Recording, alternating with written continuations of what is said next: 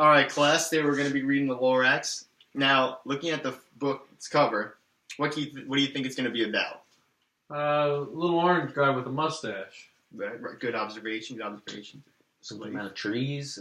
Looks like a cartoon to me. Trees. Yeah, it's going to be a little bit about a cartoon. Yeah. Let's dive on into this. All right. So.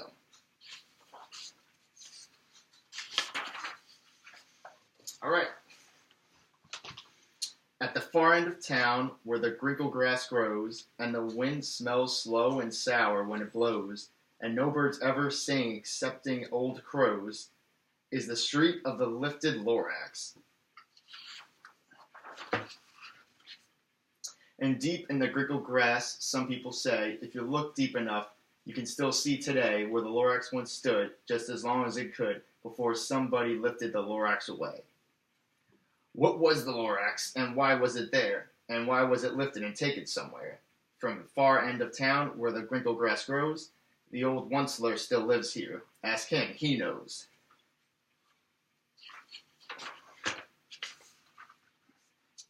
You won't see the Onceler, don't knock at his door. He stays in his lurkum on top of his store. He lurks in his lurkum, cold under the roof, where he makes his own clothes out of myth-muffered woof. And on special dank midnights in August he peeks out of the shutters, and sometimes he speaks, and tells how the Lorax was lifted away. He'll tell you perhaps if you're willing to pay. On the end of a rope he lets down a tin pail, and you have to toss in 15 cents and a nail, and the shell of a great-great-great-grandfather snail.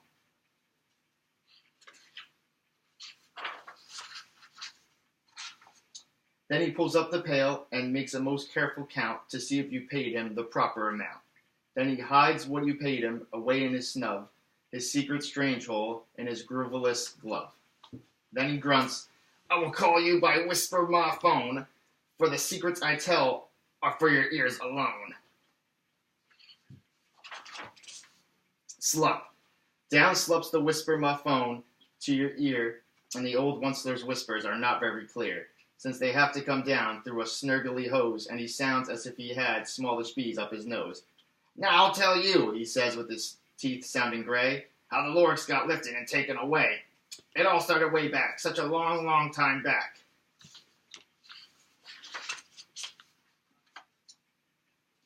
Way back in the days when the grass was still green, and the pond was still wet, and the clouds were still clean, and the song of the swami swans rang out in space. One morning it came to this glorious place, and I first saw the trees, the truffula trees, the bright-colored tufts of the truffula trees, mile after mile in the fresh morning breeze. Now, what can you tell me you guys will think will happen, how the forest looks really colorful and everything in the past, but right now it looks awfully dark and kind of scary. Something bad is going to happen. Yeah, exactly. I think the guy up in the tower has something to do with it. Yep. And under the trees I saw brown barbaloots frisking about in their barbalous suits, as they played in the shade and ate truffula fruits. From the rippleless pond came the comfortable sound of the humming fish humming while splashing around. You can see all the brown barbaloots and the fish.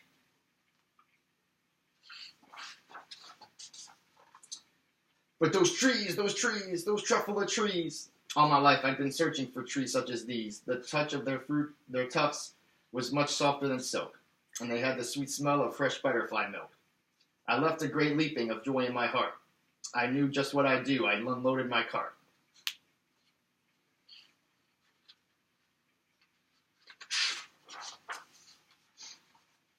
In no time at all I built a small shop. Then I chopped down a truffula tree with one chop, and with great skillful skill, and with great speedy speed, I took the soft tuft and I nibbed at the need.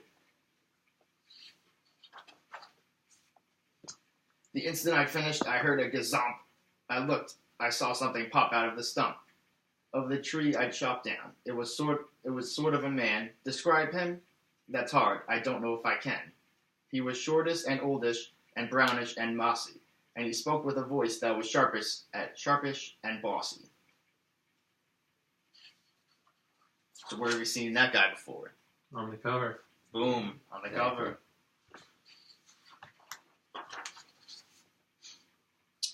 Mister, he said with a sawdusty sneeze, I am the Lorax, I speak for the trees. I speak for the trees have no tongues, and I'm asking you, sir, at the top of my lungs. He was very upset as he shouted and puffed, What's that thing you've made out of my truffle tuft? Look, Lorax, I said, there's no cause for alarm. I chopped just one tree. I'm doing no harm. I'm being quite useful. This thing is a need.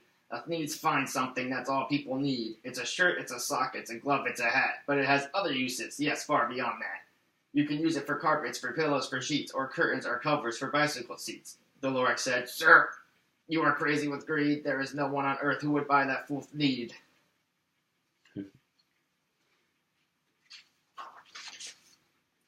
But the very next minute I proved he was wrong. For just that minute, a chop came along. And he thought that the need I had knitted was great. He happily bought it for $3.98. I laughed at the Lorax, you poor stupid fool guy. You never can tell what some people will buy.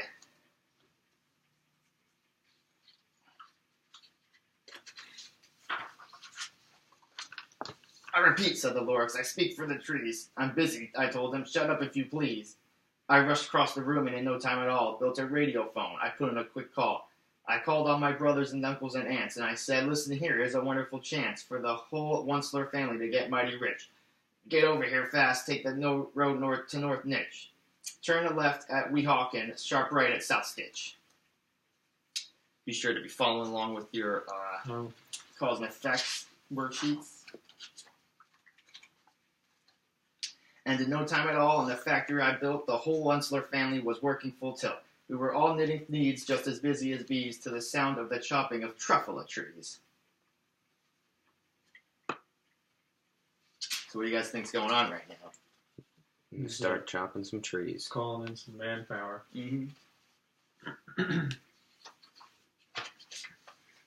Then, oh baby, oh, how my business did grow. Now chopping one tree at a time was too slow, so I quickly invented my super axe hacker, which whacked off 4 truffle trees at one smacker. We were making needs 4 times as fast as before, and that Lorax, he didn't show up anymore. But the next week, he knocked on my new office door. He snapped, I'm the Lorax who speaks for the trees, which you seem to be chopping as fast as you please. But I'm also in charge of the brown barbaloots, who played in the shade in their barbaloot suits, and happily lived eating truffle the fruits. Now, thanks to your hacking, my trees go to the ground. There's not enough truffle fruit to go around. And my poor barbaloots are all getting the crummies because they have gas and no food in their tummies. So what do you think's happening to the barbaloots? They're starving. Mm-hmm. You can get all the answers. You're smart, man. They loved living here, but I can't let them stay. They'll have to find food, and I hope that they may. Good luck, boys, he cried, and he sent them away. I, the Onceler, felt sad as I watched them all go. But business is business, and business must grow, regardless of crummies and tummies, you know.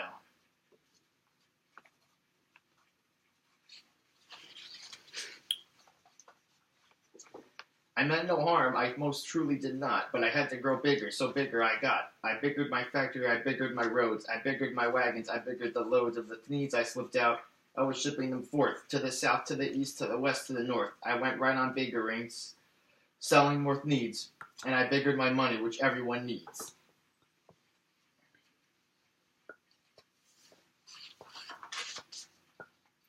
Then again he came back. I was fixing some pipes when that old nuisance Lorax came back with more gripes. I am the Lorax, he coughed when he whiffed.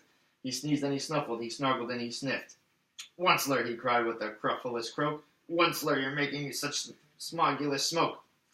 My poor swammy swams, why they can't sing 'em nowhere. Why they can't sing a note. No one can sing who has smog in his throat.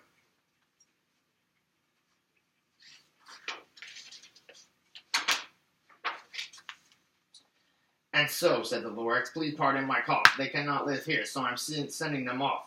Where will they go? I don't hopefully know. They may have to fly for a month or a year to escape from the smog you've smogged up around here.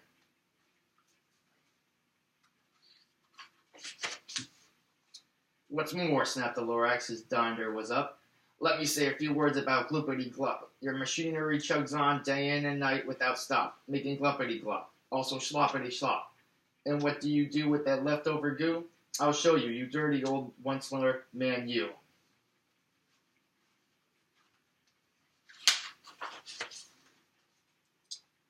You're glumping the pond where humming fish hum. No one can say, no more can they hum, for their gills are all gummed. So I'm sending them off on, oh, their future is dreary. They'll walk on their fins and get woefully weary in search of some water that isn't so smeary. So what do you guys think? The fish. No room for the fish. No more land for the animals, right? Mm-hmm. Yeah. Kill.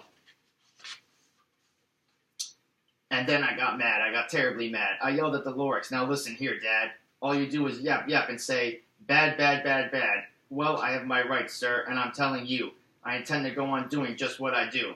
And for your information, you Lorax, I'm biggering and biggering and biggering and biggering, turning more truffle trees into needs, which everyone needs.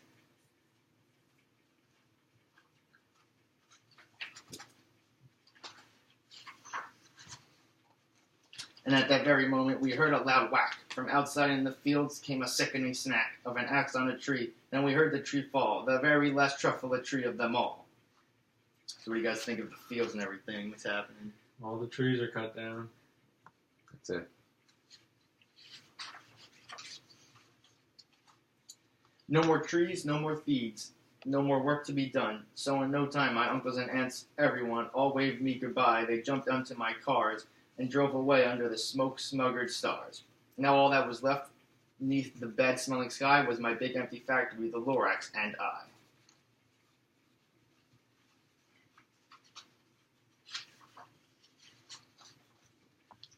The Lorax said nothing, just gave me a glance, just gave me a very sad, sad backward glance, as he lifted himself by the seat of his pants, and I'll never forget the grim look on his face when he hoisted himself and took leave of this place, through a hole in the smog without leaving a trace.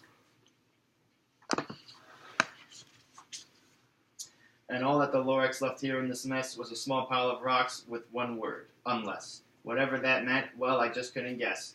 That was long, long ago, but each day since that day, I've sat here and worried away. Through the years while my buildings have fallen apart, I've worried about it with all of my heart.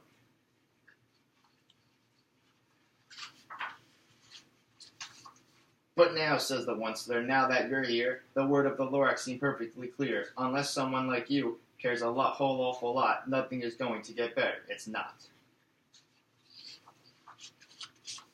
So, catch, calls the Onceler.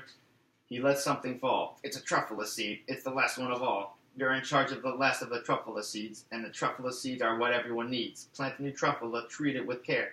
Give it clean water, and feed it fresh air. Grow a forest, protect it from axes that hack. Then the Lorax and all of his friends may come back.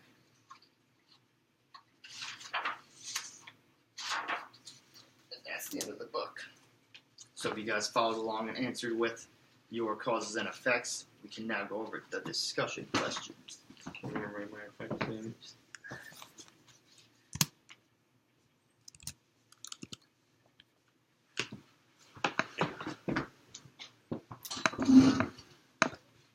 Take your time.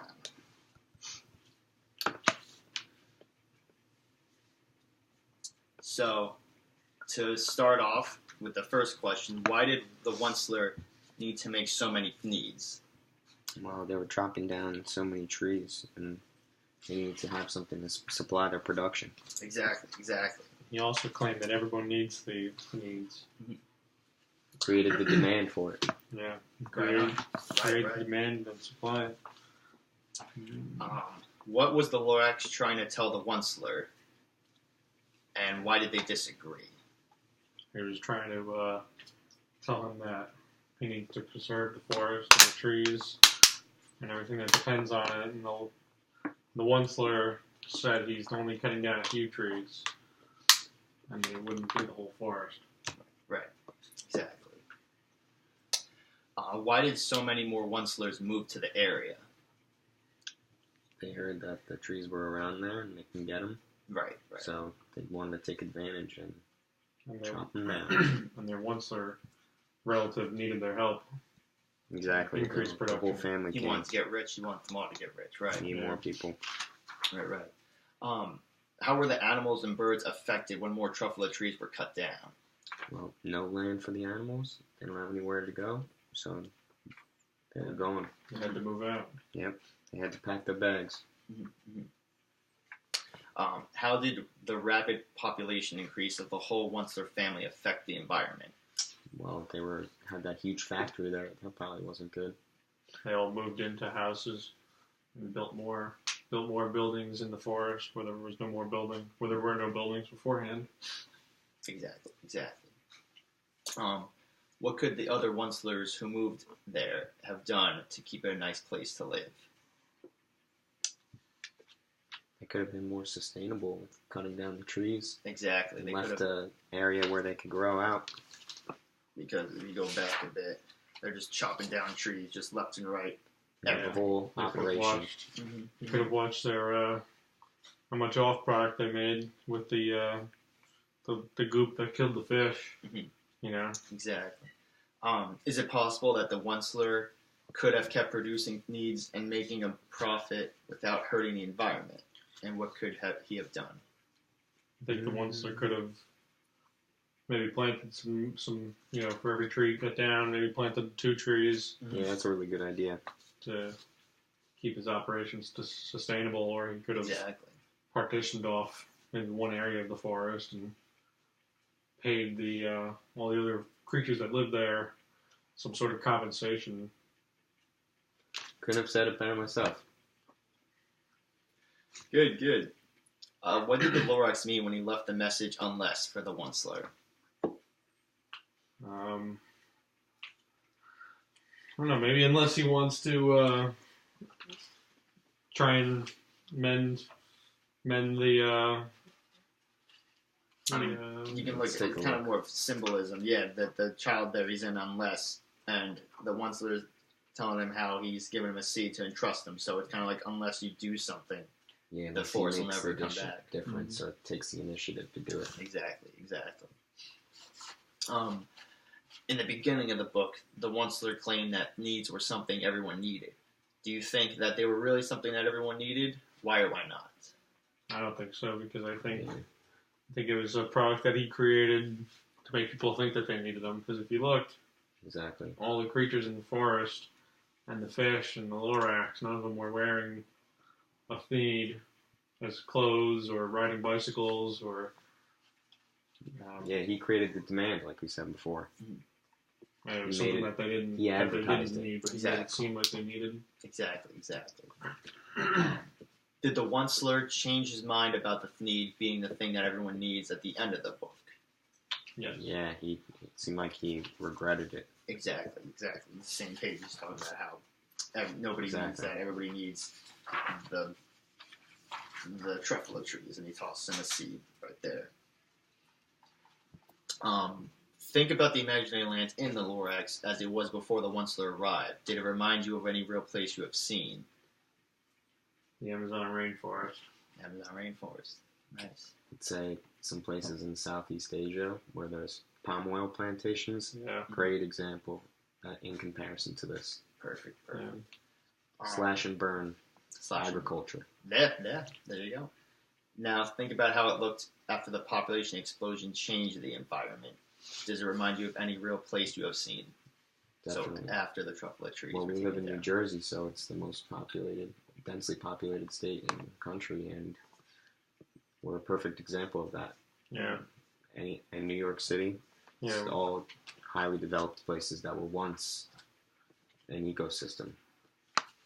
That's awesome. Well, nice job, class. Nice job. The deserves a round of applause. And also, I'm going to give you I'm going to give the class a writing assignment to take home, and you have to write a letter to the Onceler and explain how what he's doing is wrong and that he should think of a sustainable way to keep the forest from falling apart. All right, Mr. Lawson. All right, Mr. Lawson. All right. You're our favorite teacher. Thank you, John. You're a great student. You and Leif both.